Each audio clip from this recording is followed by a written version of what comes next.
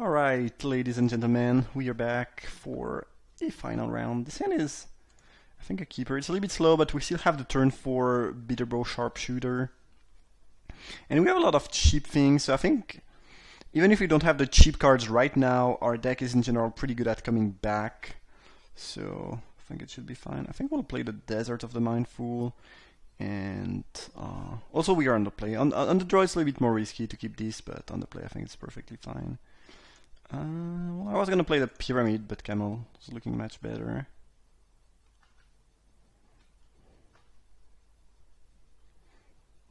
Nothing on their side.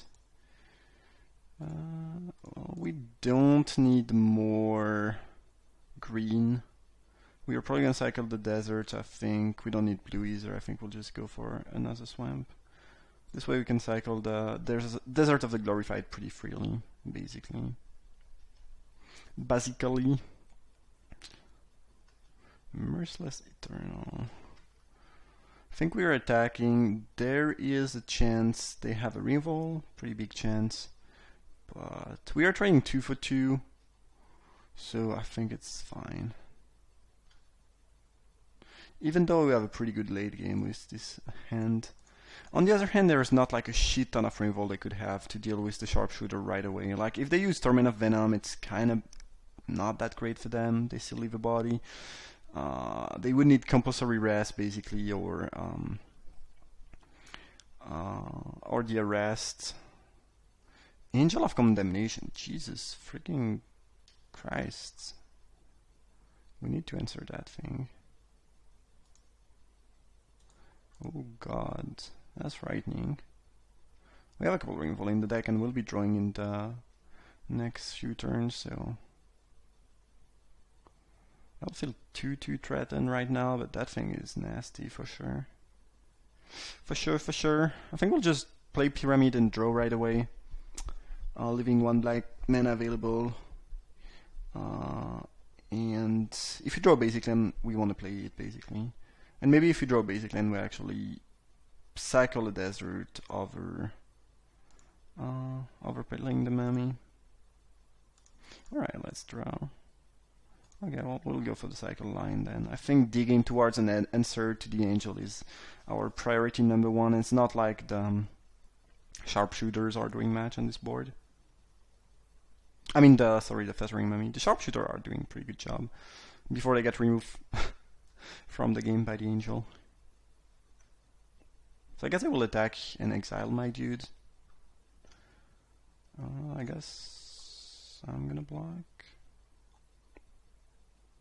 They might have a pump spell, but or that, sure. That's fine. Doesn't really change the fact that we need to deal with the... It doesn't really change much to the game as a whole, I think.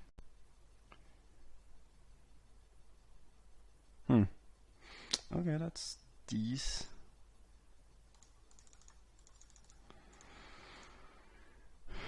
Siftery Worm.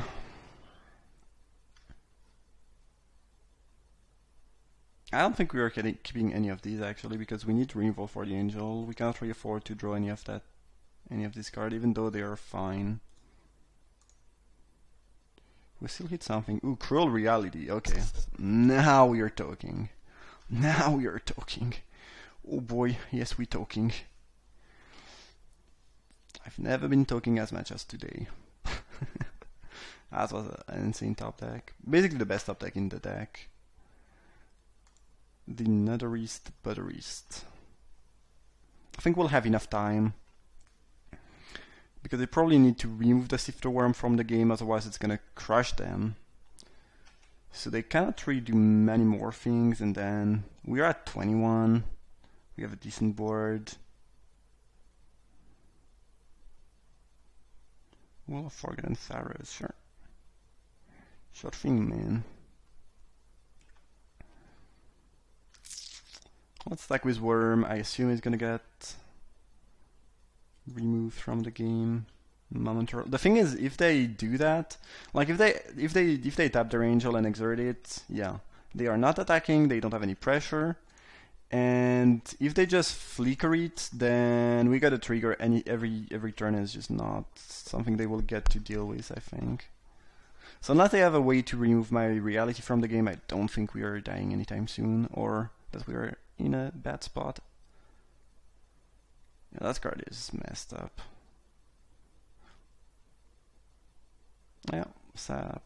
Deal one, sack that. Probably just gonna block the Merciless Eternal. I don't mind. They need to discard a card to keep it, and then they need to discard another card because of the Camel ability.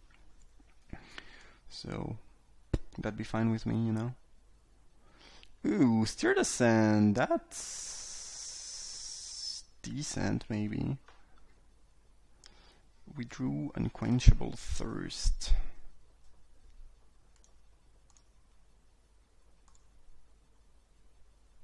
Let's draw Soul Stinger.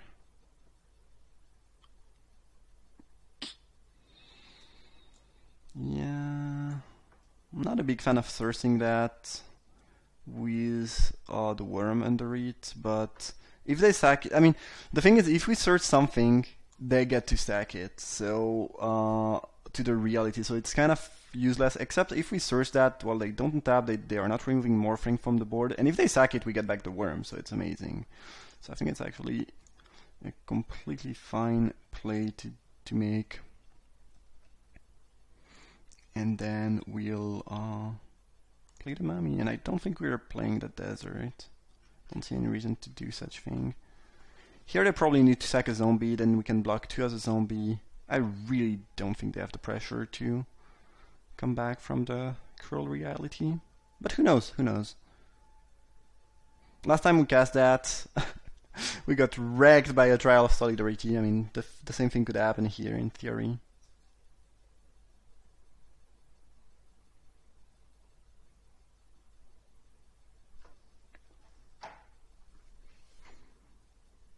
Even of Enduring Hope. That's fine, but again, very much on the beatable side of life. I think we are not drawing here. I think we are just playing Soul Stinger.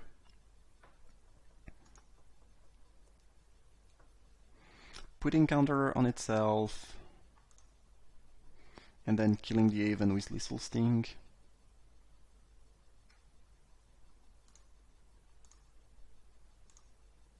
This game is only about us getting enough time, I believe. Because even if they find a way to deal with reality, it has already done probably too much. It already ate so many creatures, I'm not sure they can come back. We still have the Pyramid going on, we can cycle the Desert. If they cannot deal with it, they cannot win. That's pretty much... unless they find a huge flyer. And even if they deal with it, they spend so much resources that it might not be good enough. Sure, you can play as many creatures as you want.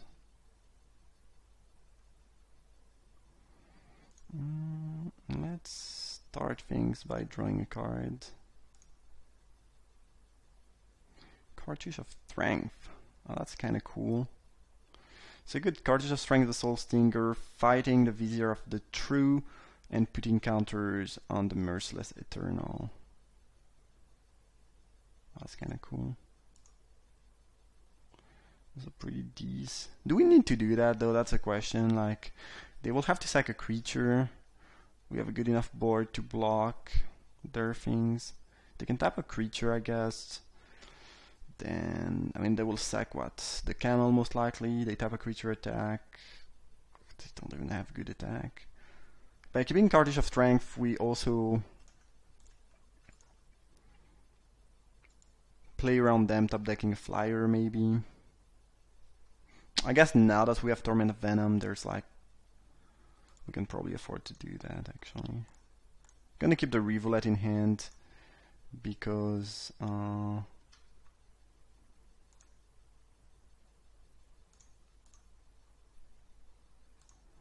because they might make me discard with their Camel. They're probably gonna do so, and you know, want something decent to get rid of. Alright.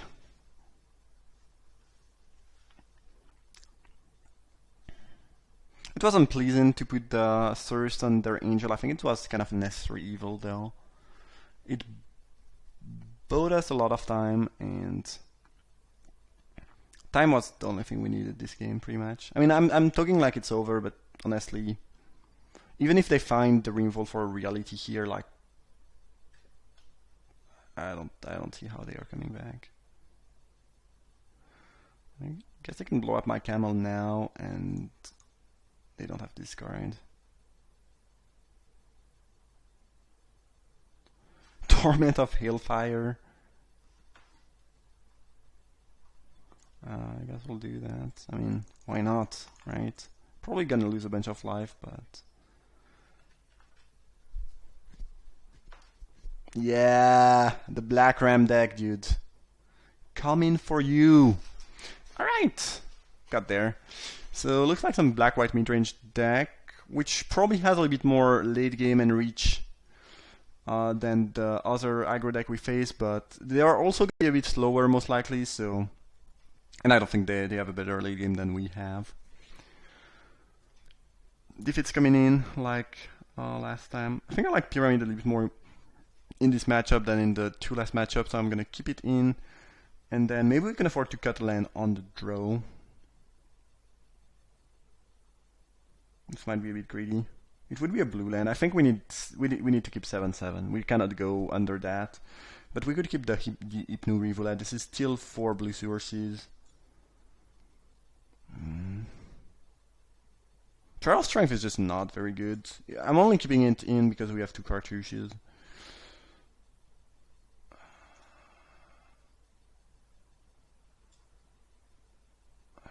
There's no real reason to cut lands though. We have 3 lands that cycles. We have a really strong late game.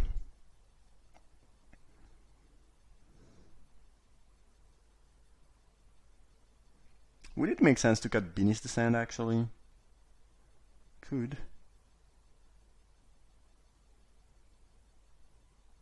I don't think they're aggressive enough where we actually want Festering Mummy, now that I'm thinking about it. And we replace it with a very cheap removal, so... They have a couple flyers too, so Mummy probably not that amazing. Boy, we need the black. I don't think we can keep that. Things could go wrong. This one is much better. Trial plus cartouche for the win. We can multi-6 2 to 5 now. Oh, that's bad luck. Kept on top. Oh, this is not staying on top of my library. I can tell you that much. This is kind of slow, but it means we are not very likely to just get stuck on 2 forever. Like, we'll eventually draw some lands. We can hope. Avenger. Huh. That's interesting.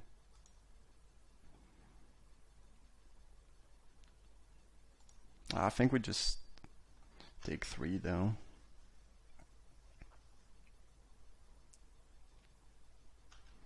Even, okay.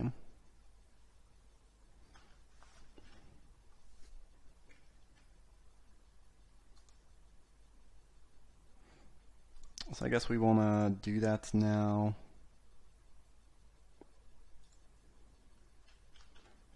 Probably attack. I don't think they are willing to trade. I mean, it would annoy me if they were gonna trade, but it seems super unlikely. Okay, that's great. That's great. That's great. That's great. That's great. Yeah. And now what we do is most likely that here.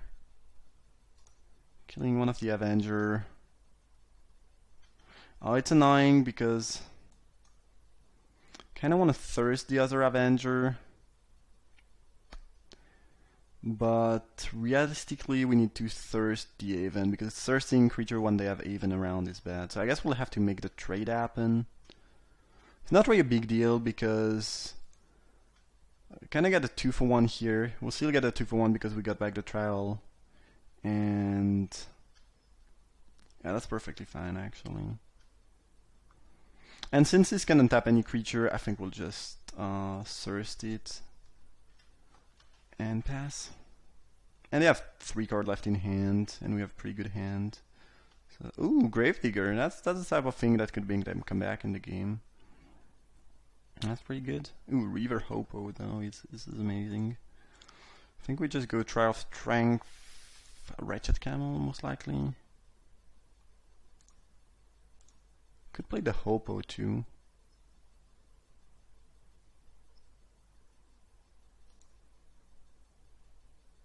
Yeah, that sounds fine.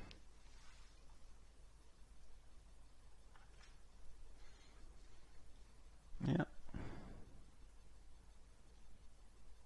Sift the Worm.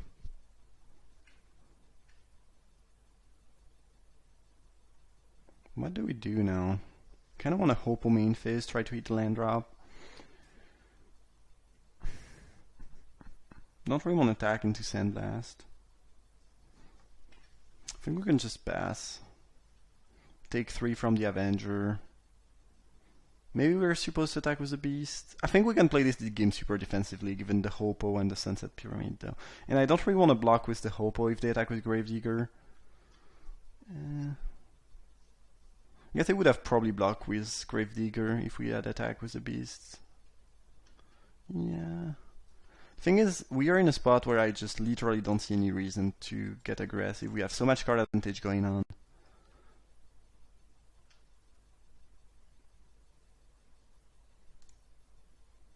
Here we'll go Camel, Sunset Pyramid. And attack, I think. Not gonna attack with Hopo. If they have Sandblast, I don't really want to see my Hopo get Sandblasted. Still don't really see how we lose that one, but...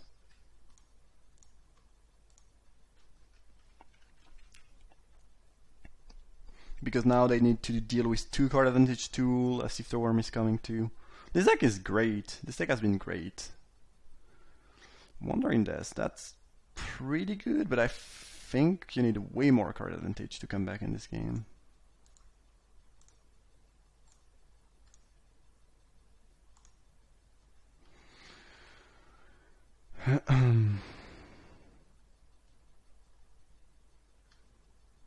So if they have a removal for the Sifter Worm we were gonna play, I kinda wanna be able to chump one of the Avenger with Camel, make them discard, so I'm not attacking with Camel.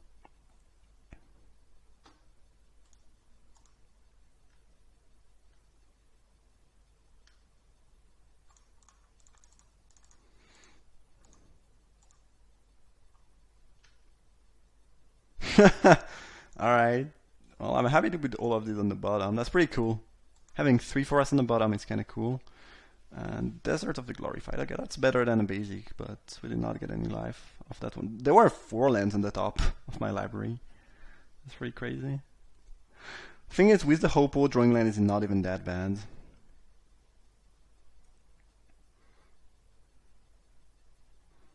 Sure. Yeah.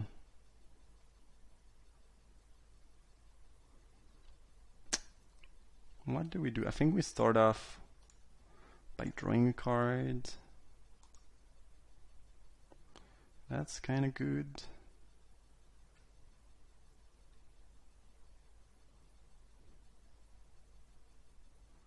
Don't think we want to play that here though. I'd be happy if they were to triple block my Sifter Worm, in all honesty. And if they just take it, fine too. Sure. I really don't need that to win this game. At least I don't. At least I don't think I do. But maybe I do actually. Maybe I'm a little bit overconfident here. I think we'll just go for Devotee of Strength and cycle the desert. Maybe if they have a card like Overwhelming Splendor, they can come back. That's one of the only thing I can think of, though. Horror of Broken Land, sure. Just cycle that. Ratchet Camel number 2. New Revelet.